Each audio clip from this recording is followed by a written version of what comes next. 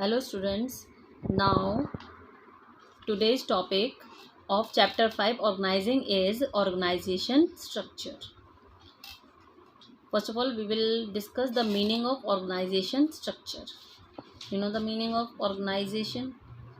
It means an organization which you are required to be set up to perform certain activities in order to achieve organizational goal.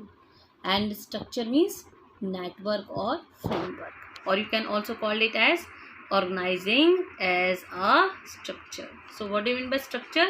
Structure means network or framework. Network means like जैसे हम कहते हैं ना जाल, जैसे हमारे यहाँ पर हम देख सकते हैं जनरल मैनेजर के अंडर कौन है हमारे, production manager, finance manager, marketing manager. Then production manager के अंडर 2 सुपरवाइज़र हैं, फाइनेंस के मैनेजर के अंदर 2 सुपरवाइज़र हैं। देन सुपरवाइज़र्स के अंडर मान लो 3 आपके जो हैं असिस्टेंट सुपरवाइज़र्स हैं, या फिर हमने कहा उसके अंदर जो इतने ये वर्कमैन्स काम करते हैं। So this is collectively called as an organization structure. So organization structure can be also defined as a framework within which managerial and operational tasks are performed. एक ऐसा स्ट्रक्चर जो कि हमें डिफाइन करता है, बताता है कि क्या एक्टिविटीज़ मैनेजर्स परफॉर्म करते हैं और क्या एक्टिविटीज़ हमारे वर्कर्स। यहाँ पर हम देख सकते हैं the activities perform by the managers as well as activities perform by the operational level managers और the workers. Now, another definition is organization structure is a network of job positions, responsibilities and authorities of different level. कि organisation structure एक तरह से क्या है, network है, जाल है. किसका जाल है? जॉब पोजीशंस का.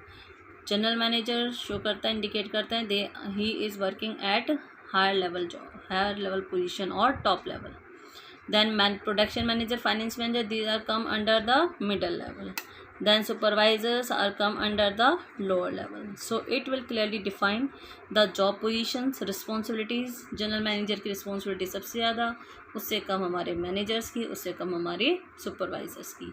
And the authority at different level. Person at the highest level has the highest authority and the persons at the lower level have the lowest authority. So organization structure is a network of job position, responsibilities and authorities.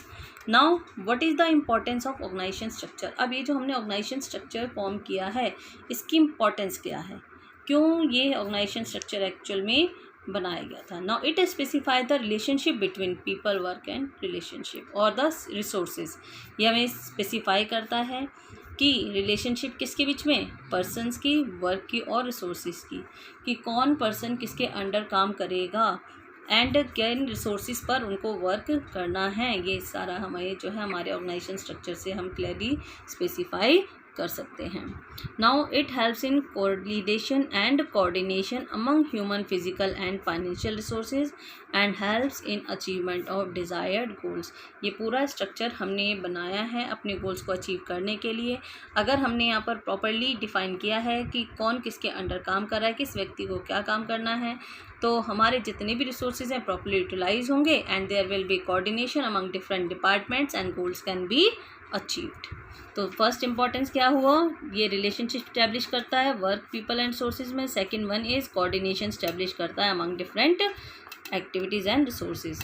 फिर third, it helps in smooth flow of communication and better control. Smooth flow of communication है, general manager give instruction to the production manager to supervisor give instructions to the workers. तो there is smooth flow of communication and better control.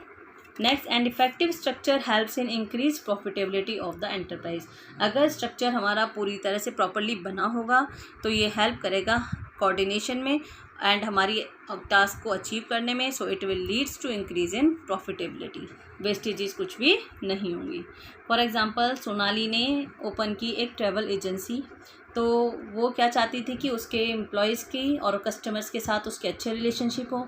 इस objective को achieve करने के लिए उसने divide किया पूरा वर्क एजेंसी का 3 सब हेड्स में. For example operation, sales and administration. Operation department में उसने रखे काउंसलर और रिजर्वेशन का काम, टिकटिंग का काम. सेल्स में उसने लगा अकाउंट्स मेंटेन करने का काम इसमें और एग्जीक्यूटिव्स को जो उसने अपॉइंट किया. नाउ एडमिनिस्ट्रेशन में काम रखा उसने, बुक कीपिंग और कैशियर का।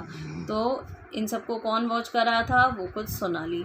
तो it will form a structure और hierarchy of relationship. So this division of work on the basis of function forms an organization structure which specifies the lines of authority। ये division of work एक organization structure form करता है जो specify करता है different lines of authority।